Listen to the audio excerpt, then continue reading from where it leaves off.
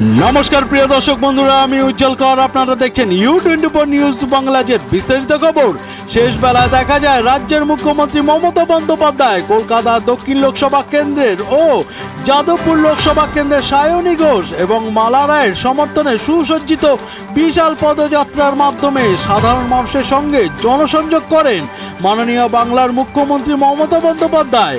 এই শোভাযাত্রায় বহু মানুষের জনস্রোত দেখা যায়। প্রিয় দর্শক বন্ধুরা, আপনারা জানতে ও দেখতে অবশ্যই নজর রাখুন ভরত কুমার ঝায়ের রিপোর্ট U24 নিউজ বাংলার পর্দায়।